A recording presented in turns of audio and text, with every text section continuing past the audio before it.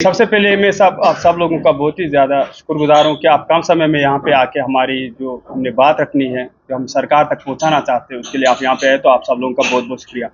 मेरा नाम लोन जिलानी है, मैं वोकेशनल ट्रेनर्स वेलफेयर एसोसिएशन का यूटी प्रेसिडेंट आज यहाँ पे आपके सामने अपनी बात रखने जा रहा हूँ। हम 2016 से लेकर आज तक वोकेशनल एजुकेशन हाई स्कूल्स और हायर सेकेंडरी स्कूल्स में बच्चों को प्रोवाइड कर रहे हैं, जिसका मेन पर्पज़ ये है कि बच्चे स्किल्ड होकर अपना भविष्य बेहतर बनाए, और इस कार्य में हम बहुत ही सफल हुए हैं। हमारी इनरोलमेंट 1:100 से ज़्यादा है, हमारे रिजल्ट 100% से 100% के करीब है, और बाकी जो सारे काम हैं वो हम स्कूल्स में अंजाम दे रहे हैं, जिसका हमारे कंसर्न डिपार्टमेंट, हमारी कंसर्न गवर्नमेंट ने हमेशा उसकी तारीफ़ें की है कि बिल्कुल इनने अपना काम बेहतर तरीके में निभाया है।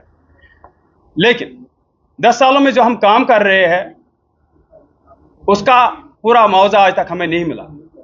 हमारी एक्सप्लॉयटेशन हुई, हमारी डिमांड्स को कभी फुलफिल नहीं किया गया। हमारे साथ जो वादे किए गए, चाहे एलजी एडमिनिस्ट्रेशन की बात की जाए, चाहे जो कोalition सरकार हमारी इससे पहले थी, आर्टिकल के एब्रोगेशन से पहले, वो आज तक पूरे नहीं हुए। हमारे लिए कमिटीज़ वगैरह बिठाई गई, लेकिन रिजल्ट ज़ीरो।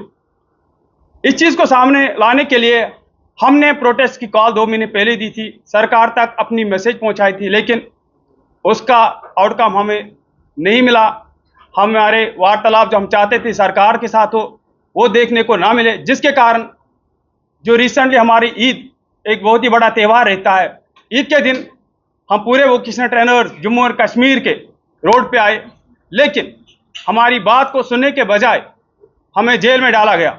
एक सवालिया निशाना हमारे प्राइम मिनिस्टर ऑनरेबल मोदी साहब, ऑनरेबल होम मिनिस्टर साहब, क्या हम सच में हिंदुस्तानी है? अगर हम अपनी बात रखने जा रहे तो हमें जेल में डिटेन क्यों किया गया, और वो भी ईद के दिन?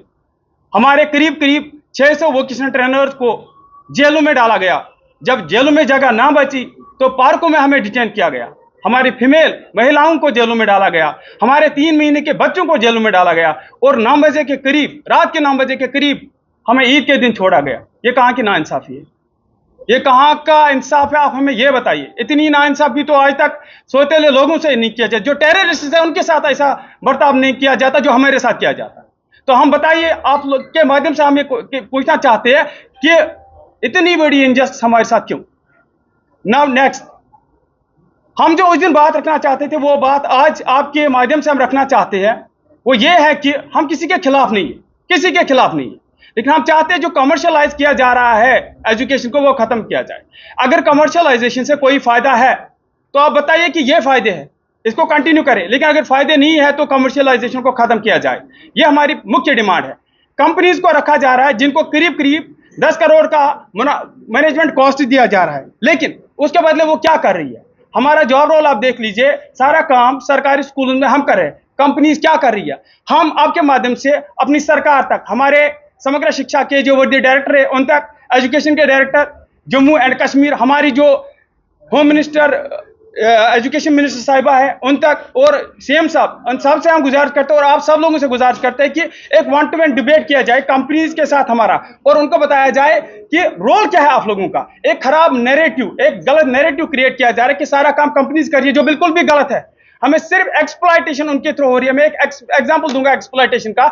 10 सालों से हमारे वोकेशनल ट्रेनर्स हर जोन में काम कर रहे हैं, और वहां पे उनको कोई बेनिफिट नहीं दिया जा रहा है। एक रेगुलर एम्प्लॉय की बात की जाए, हार्ड जोन में खासकर 1 या 2 साल ज्यादा से ज्यादा काम करेगा। हमारे वोकेशनल ट्रेनर्स 20,000 पे 10 सालों से काम कर रहे हैं, और वो 20,000 वहां पे फूड अकोमोडेशन पे चला जाता है। इससे बड़ी एक्सप्लॉयटेशन क्या हो सकती है? हमने हमेशा जब कहा कि उनको वापस लाया जाए, वहां से उनकी ट्रांसफर की जाए, कहा तो आप तो एम्प्लॉइज है कंपनीज के, और कंपनी विद इन कंपनीज आप इनकी ट्रांसफर नहीं कर सकते हो। आप देखिए इससे बड़ी एक्सप्लॉयटेशन क्या हो सकती है? जब भी हमने अपनी बात रखी तो एक्सप्लॉयटेशन, हमारी टर्मिनेशन आने लगी, शोकॉज नोटिस आने लगी। तो हम चाहते हैं कि एक्सप्लॉयटेशन को खत्म किया जाए, कंपनीज को बाहर निकाला जाए, और ये टेंडरिंग का सिस्टम है, इसको कृपया करके बंद किया जाए। अगर ये अभी बंद नहीं हुआ 10 साल के बाद भी, तो हम वो सब कुछ करने वाले जो सरकार ने सोचा भी नहीं होगा।